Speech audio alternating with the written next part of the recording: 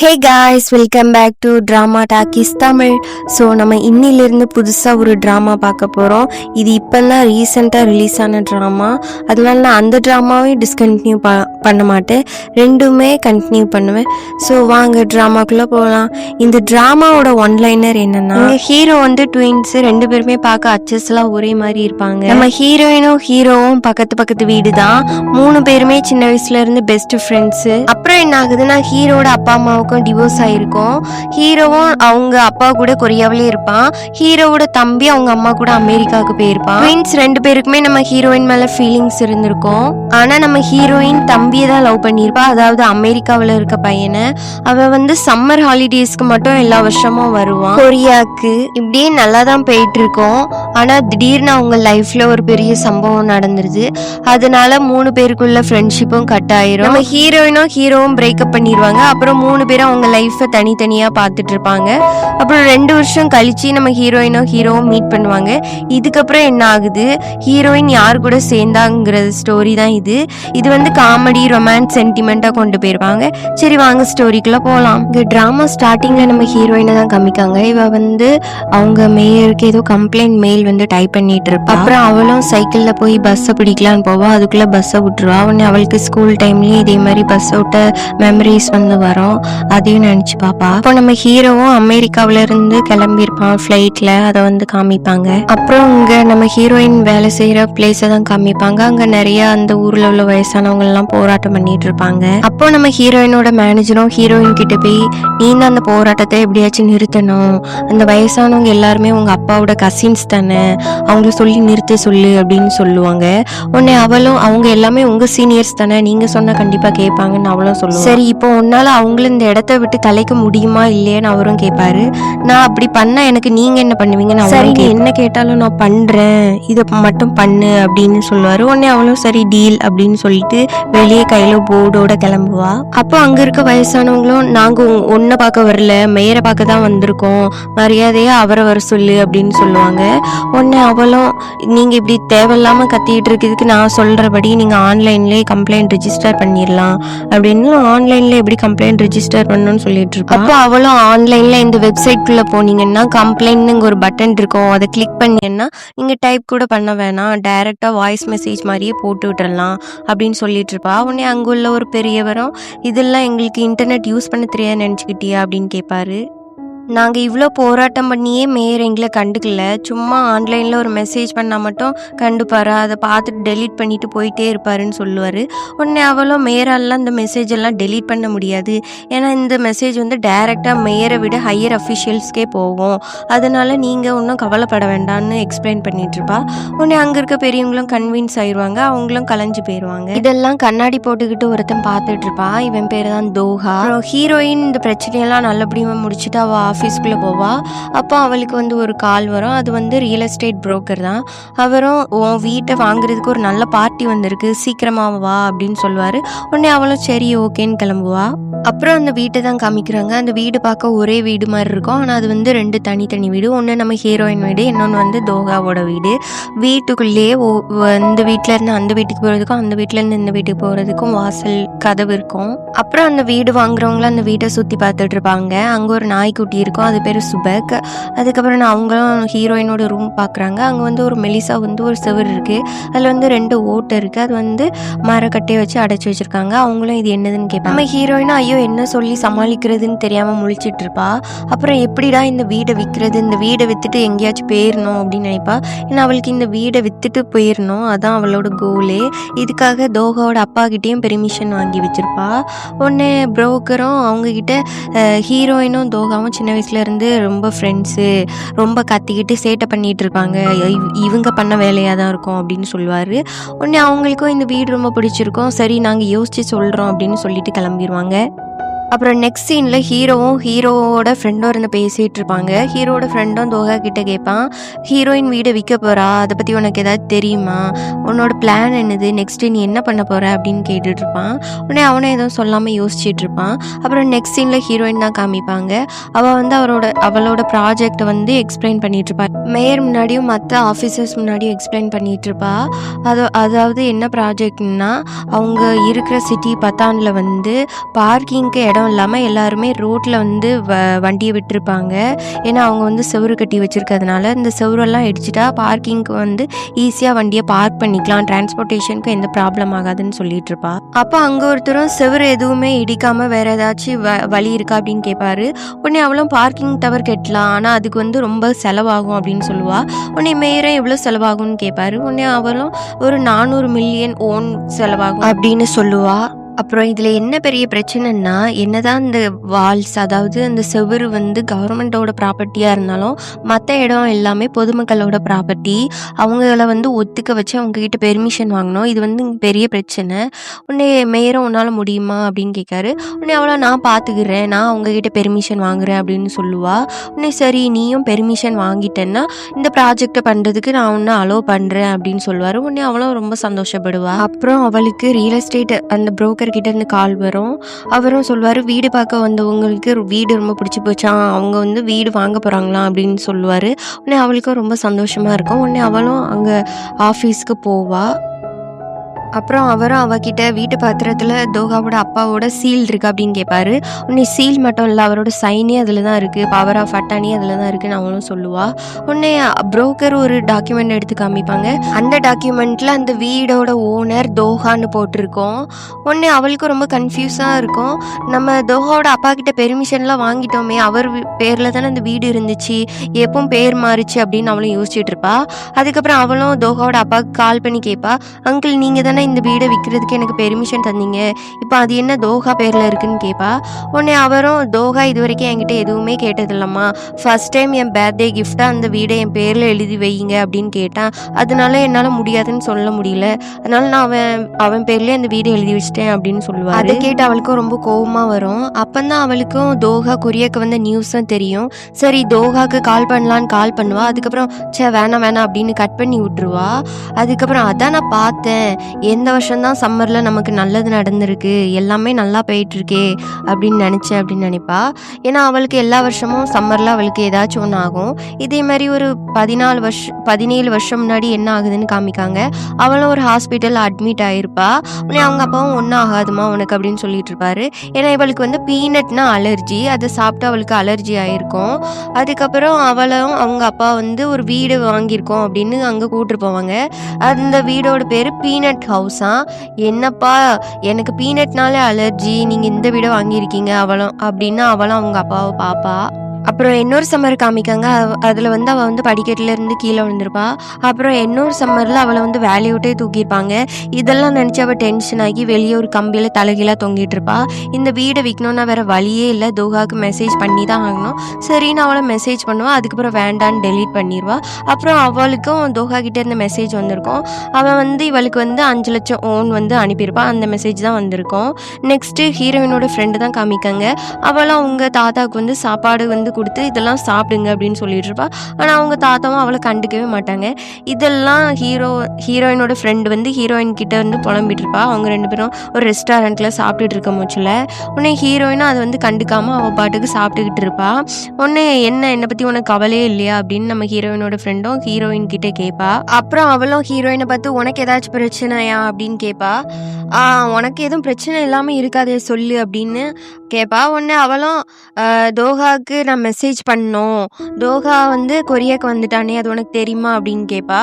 உடனே அவளும் ஐயோ எனக்கு தெரியாது அப்படின்னு சொல்லுவா. உடனே நம்ம ஹீரோயினும் நீ நடிக்காத, நீயும் ஹீரோவோட ஃப்ரெண்டும் டேட் பண்ணுறது எனக்கு தெரியாதுன்னு நினச்சிக்கிட்டியா, என்ன 3 பேரும் எனக்கு பின்னாடி காசி பேசுகிறீங்களா அப்படின்னு கேட்பா. உடனே அவளும் அப்படிலாம் ஒன்றும் இல்லை அப்படின்னு சொல்லுவா. உடனே சரி தோகாவை பற்றி சொல்லு அப்படின்னு கேட்பா.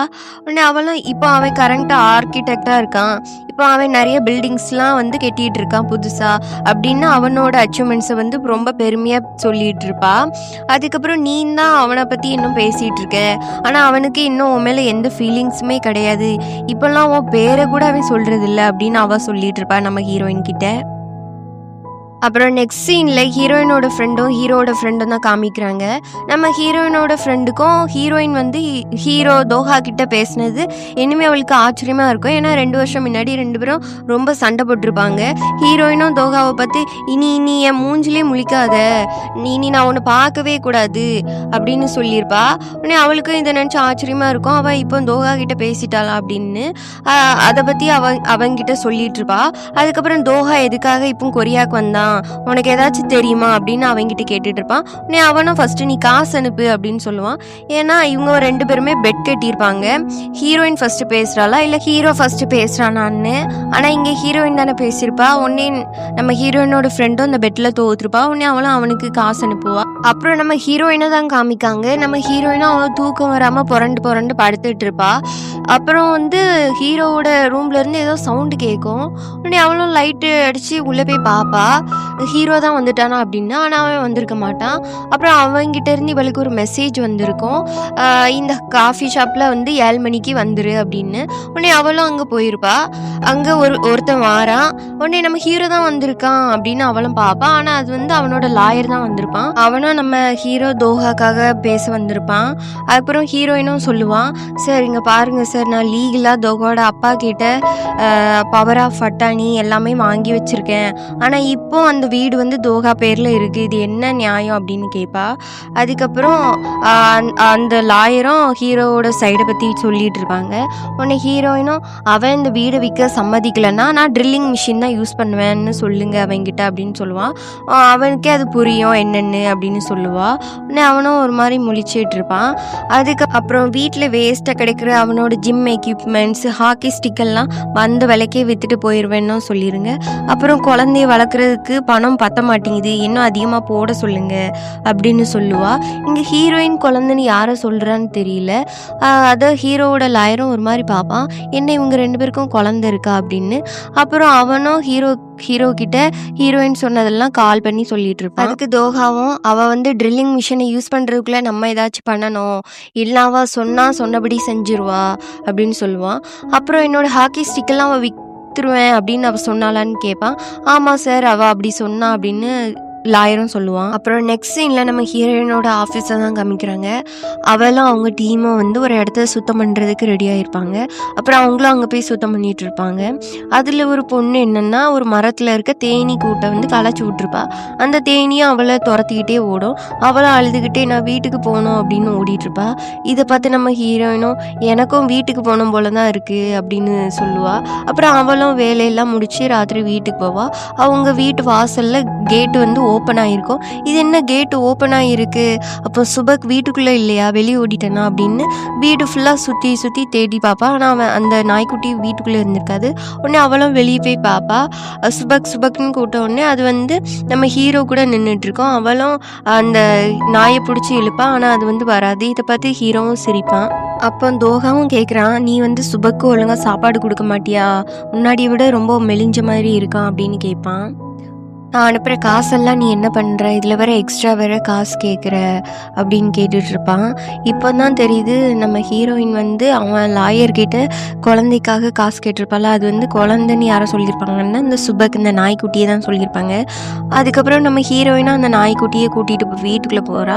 நம்ம ஹீரோவும் பின்னாடி வருவான். அப்புறம் வீட்டுக்குள்ளே 2 மரம் வந்து வெட்டின மாதிரி இருக்கு. உடனே நம்ம ஹீரோவும் அதை பார்த்து ஹீரோயின் கிட்டே கேட்பான். அவளும் எதுவும் சொல்லாமல் நாயை பிடிச்சி இழுத்துட்டு போயிடுவா. அதுக்கப்புறம் அவளும் நாயை க்ளீன் பண்ணிட்டு இருப்பா. நாய்கிட்ட நீ வந்து எனக்கு துரோகம் பண்ணிட்ட, நீ அவனை பார்த்த உடனே கடிச்சிருக்கணும், ஆனால் நீ அவன் பின்னாடியே போகிற அப்படின்னு திட்டிகிட்டு இருப்பா. ஆனாலும் அந்த சுபக்கும் தோஹா பின்னாடி தான் போகும். உடனே தோஹாவும் நீ இப்படிலாம் பண்ணால் உங்கள் அம்மாவுக்கு கோபம் வரும் அப்படின்னு சொல்லுவான். அப்புறம் நீ வந்து நாயோட பில்லெல்லாம் காமி, எனக்கு உன் மேலே டவுட்டாக இருக்குது, நான் ஏற்கனவே உனக்கு 5 லட்சம் ஓன் அனுப்புகிறேன், இப்போது நீ மறுபடியும் 2 லட்சம் ஓன் எக்ஸ்ட்ரா கேட்குற, சரி அப்படி என்ன தான் செலவு பண்ணுறேன்னு சொல்லு அப்படின்னு கேட்பான். உடனே அவளும் நாயை பார்த்துக்கிறதுன்னா சும்மா சாதாரண வேலை நினச்சிக்கிட்டியா, இவன் வேற ரொம்ப காஸ்ட்லியான ரொம்ப வயசான நாய் வேற, அதனால இவனுக்கு எவ்வளோ செலவாகுது தெரியுமா அப்படின்னு ஓனா சொல்லிட்டு இருப்பா. அப்போ அவனும் அவளை பார்த்து சிரிப்பான். இன்னும் அவள் சின்ன பிள்ளைத்தனமாக தான் இருக்கா, இன்னும் அவள் மாறலை அப்படின்னு. அப்புறம் அவனும் சொல்லுவான், நீ இன்னும் இந்த 2 வருஷத்தில் மாறவே இல்லை அப்படின்னு சொல்லுவான். உடனே அவளும் பர்சனலாக எதை பற்றி பேசண்டாம், இந்த வீட்டை பற்றி பேசுவோம் அப்படின்னு சொல்லுவாள். இப்போது இந்த வீடு வாங்க வந்து வந்திருக்கவங்க ரொம்ப நல்ல பார்ட்டி, இவங்கள விட்டா இதுக்கப்புறம் இவங்கள மாதிரி நல்ல பார்ட்டி கிடைக்கிறது கஷ்டம், அதனால இந்த வீடை வித்துடலாம், இன்னும் 5 வருஷமோ 10 வருஷமோ போனால் இந்த வீடு விற்கிறது ரொம்ப கஷ்டம் அப்படின்னு சொல்லுவா. உடனே அவனும் ஏன் உனக்கு இந்த வீடை விற்றே ஆகணுமா, என்ன காரணம் அப்படின்னு கேட்பான். உடனே அவளும் உனக்கு என்ன காரணம்னு நல்லாவே தெரியும் அப்படின்னு சொல்லுவா.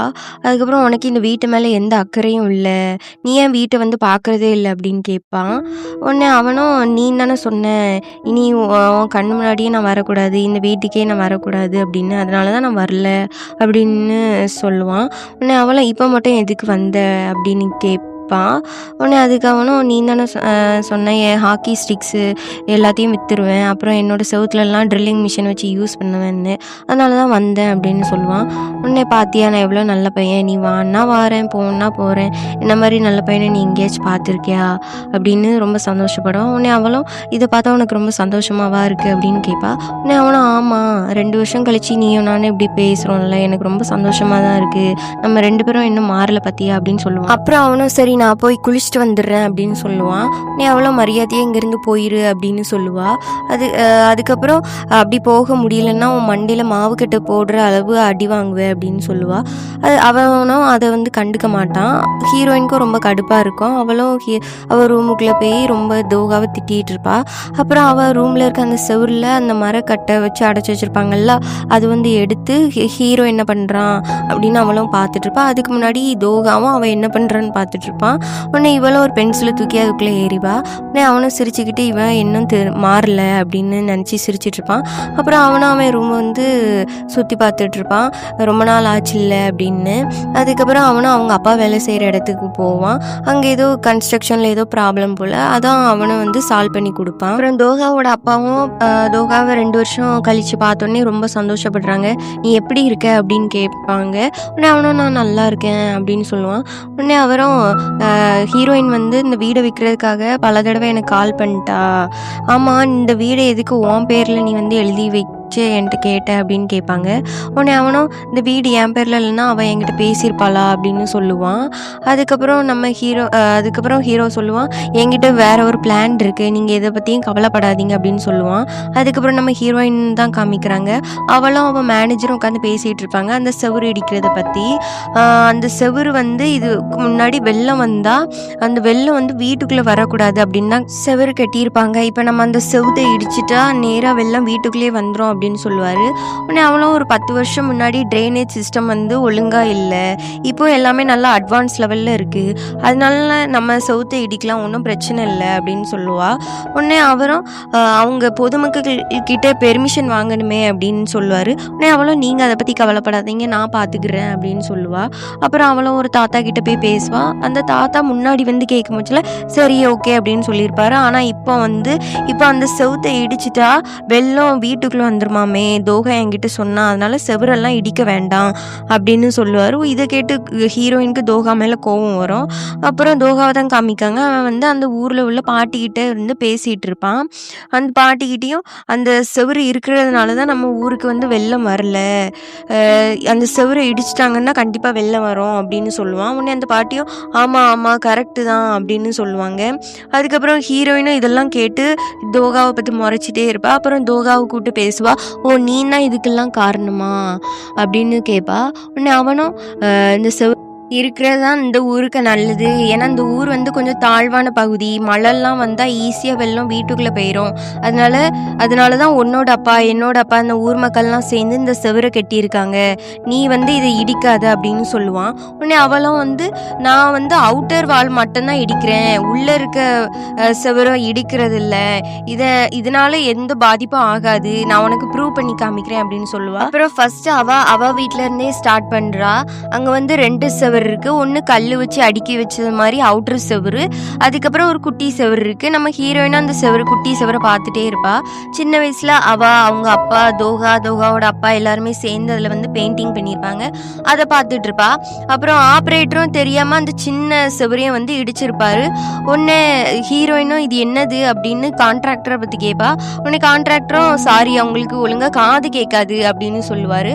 உடனே அவங்க கூட ஹீரோயின் கூட ஒர்க் பண்றவங்களும் இதுக்கு தான் தான் நாங்கள் ஃபர்ஸ்டே சொன்னோம் இந்த ப்ராஜெக்ட்லாம் வேண்டாம் அப்படின்னு. கேட்டிங்களா? இப்போ மழை வந்துச்சுன்னா கண்டிப்பாக வெள்ளம் வரும். அவுட்டர் வால் இருக்கும் மூச்சிலே வெள்ளம் வரதான் செய்யும். இப்போ நீங்கள் இன்னர் வாலையும் சேர்த்து இடிச்சிட்டீங்க, இந்த மழைக்கெல்லாம் உங்கள் வீடு தாங்காது அப்படின்னு சொல்லிட்டு இருப்பாங்க. உடனே நம்ம ஹீரோயினும் நீங்கள் ஒன்றும் கவலைப்பட தேவையில்லை, இதை நான் பார்த்துக்கிறேன் அப்படின்னு சொல்லுவா. எப்படி பார்க்க போகிறீங்க? உங்கள் வீட்டுக்குள்ளே மழை வந்துச்சுன்னா மற்ற வீடுன்னு தான் பாதிக்கும் அப்படின்னு சொல்லிட்டு இருப்பாங்க. அப்புறம் தோஹாவும் அங்கே வந்துடுவான். அவனும் அவங்ககிட்ட நீங்கள் யாருமே கவலைப்பட தேவையில்ல, நான் அவளுக்கு ஹெல்ப் பண்ணுறேன் அப்படின்னு சொல்லுவான். உடனே அவனும் அவளுக்கு ஹெல்ப் பண்ணிட்டு இருப்பான். நம்ம ஹீரோயினுக்கே இவன் மேலே டவுட்டாக இருக்கும். ஏன்னா இவனுக்கு இந்த ப்ராஜெக்ட் பண்ணுறதே பிடிக்காது. உடனே அவளும் நீ என்ன மார்க் பண்ண தானே இங்கே வந்திருக்க, நீ என்ன கேலி பண்ணிட்டு இருக்கியா அப்படின்னு கேட்பா. உடனே அவனும் நான் உனக்காகலாம் இங்கே வரல, ஃப்ளட்லேருந்து என்னோட வீடை பாதுகாக்கிறதுக்காக தான் வந்திருக்கேன், அது மட்டும் இல்லை இந்த வீடை நான் விற்க மாட்டேன் அப்படின்னு சொல்லுவான். உடனே அவளும் இந்த வீடை நீ விற்க ஒத்துக்கலைன்னா நான் கோர்ட்டில் கேஸ் போடுவேன் அப்படின்னு சொல்லுவாள். உடனே அவனும் நீ கேஸ் போடுறதா இருந்தால் போட்டுக்கோ, எனக்கு அதை பற்றி கவலையே இல்லை அப்படின்னு சொல்லுவான். உடனே அவளும் அதானே இந்த சம்மர் தான் நமக்கு நல்லா போயிருக்கு, எல்லா சம்மர்லேயும் ஒரு கெட்டது நடந்துட்டு தான் இருக்குது, இதுக்கு காரணம் யாருன்னும் தெரியும், எல்லாமே இந்த தோஹா தான், இவனை பார்த்ததுலேருந்து எல்லா சம்மருமே கெட்டதாக தான் நடந்துட்டுருக்கு அப்படின்னு நினைப்பா. அப்புறம் நம்ம ஹீரோயினை தான் காமிக்காங்க. அவள் எப்போவுமே டென்ஷனான ஒரு கம்பியில் தலைகீழாக தொங்கிட்டு இருப்பாள், அதே மாதிரி தொங்கிட்டு இருப்பா. அந்த இடத்துக்கு தோஹாவும் வரான். அவனும் நீ எப்போவுமே டென்ஷனானா அந்த கம்பியில் தலைகீழாக தூங்குவாள்ல, இப்போவும் அப்படி தான் தொங்கிட்டு இருக்க, நீ இன்னும் அந்த பழக்கத்தை மாற்றிக்கலல்ல அப்படின்னு சொல்லிட்டு இருப்பான். உடனே அவளும் உன்னால தான் எனக்கு எல்லா சம்மர்லேயும் கெட்டது நடக்குது அப்படின்னு நினச்சிட்டு இருப்பா. அப்புறம் ஒரு சம்மரை காமிக்காங்க. அதில் தோஹாவும் ஹீரோயினும் சேர்ந்து ஒரு மரத்தை நட்டி வச்சிட்டு இருப்பாங்க. அப்புறம் இன்னொரு சம்மர் காமிக்காங்க.